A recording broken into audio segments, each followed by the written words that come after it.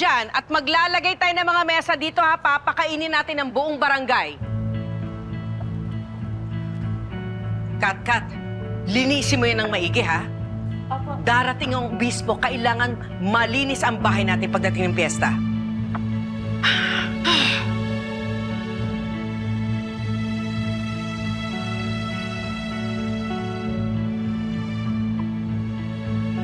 Tony? Yes, ma'am. Tawagin mo mga kasamahan mo. Kailangan matanggal lahat ng mga muebles na yan. Dito tayo maglalagay ng altar at dito naman ang mga upuan. Okay? Perfect. Copy, ma'am. Ma, Oh, nasabi ko na po sa catering lahat ng requests niyo. naku naman anak. Thank you naman. At nagbigay ka ng oras despite your busy schedule. Alam mo ba, matagal ko nang pangarap na maging ermana mayor. Siyempre, ayoko mapahiya. Don't worry, Ma. I got you always. Kaya nga tignan mo na rin tong seating arrangement where I added extra seats para kay Bishop tsaka sa sister ni Ate Vanessa. Angel? Yeah. She's not invited. Pero part na po siya ng family. Pwede ba? Kung magsalita ng ganyan, baka may makarinig sa'yo. She is not our family. Wala tayong kamag-anak na kriminal. Tsaka isa pa, hindi naman siya makakadalo sa event eh. Baka nga sa kulungan na siya mapulot. What do you mean, Ma? Let's just say I asked Trixie to help us out with a little problem. Marco, ano to? Naisip kasi namin ni Dad na kaysa umabot pa sa demandahan, daan na lang natin sa mediation. Diyan naman si Dad, oh. Vanessa, don't blame Marco. This was my idea. Importante kayong dalawa ni Trixie sa akin. Alam niyo, ayoko ng gulo. Ngayon pa lang, ayusin natin. Ako, willing ako mag-compromise. Buti ka pa, cuz. You're very open and humble. Hindi tulad ng isa dyan. Masyadong mataas yung pride. Vanessa?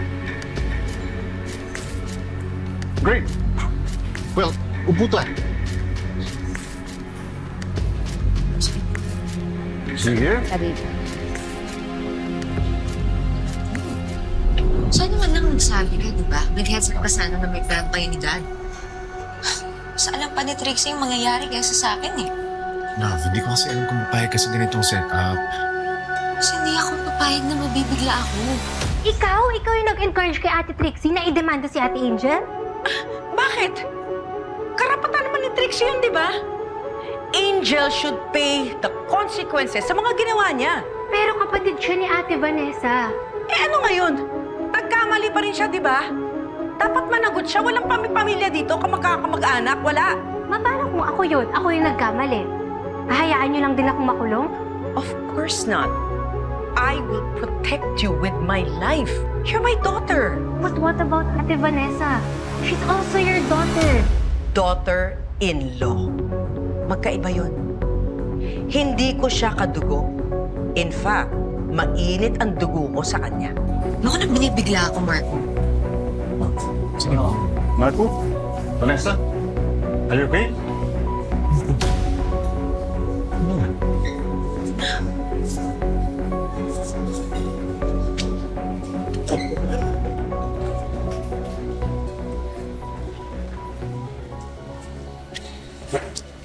Look, I don't want any trouble. Nahihiya ako kay Marco at Sir Carlito na dahil lang sa minor differences natin, naapektuhan sila. Kaya willing ako makipag-arreglo. Vanessa? As I've said before, magkakaso lang naman ako kung magkakaso si Trixie. Pero, you'll still have to pay for your sister's damages. Kasi lugi naman ako, di ba? Ako'y nasiraan ng kotse.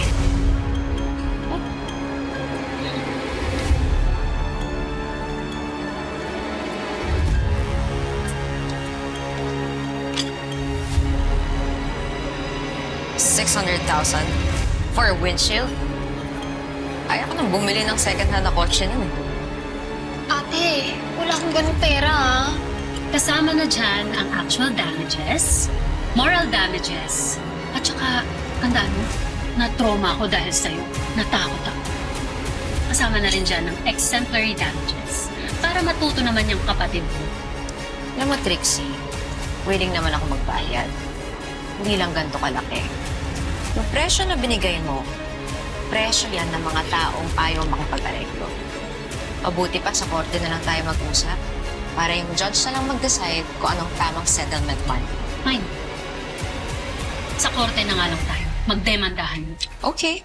Ready na din yung ebidensya ko. Do you mean?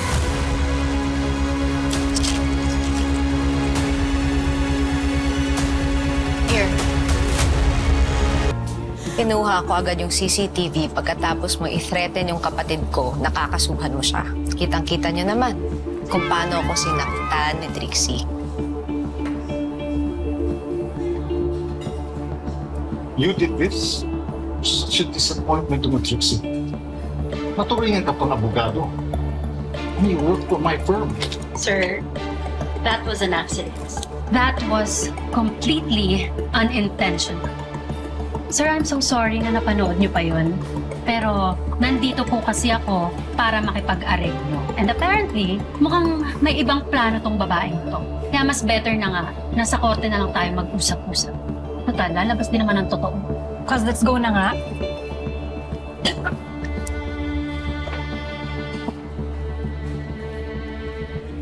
Marco, kausapin mo. Marco, come on.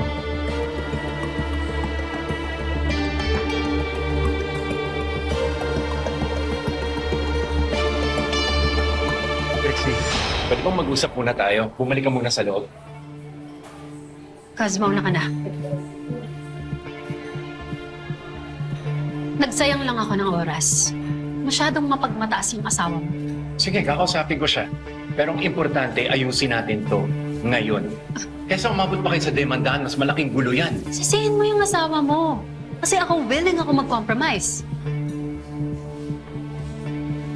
Fine. Kaya ako na magbabayad. Para wala na ng gulo. No! No! I don't want your money. Tsaka bakit ikaw magbabayad ng kasalanan ng iba? Ang dami nang iniisip ni Vanessa. Ayoko nang dagdagan pa. If this will bring her peace, so be it. Talagang mahal mo yung asawa mo. No? Oh yeah. Trixie, at gagawin ko ang lahat para maging masaya siya. Kahit pagtakpan yung problematic niyang kapatid. Marco, I've met a lot of criminals. Violent ones. Mag-iingat kayo dyan kay Angel. Hindi siya anghel.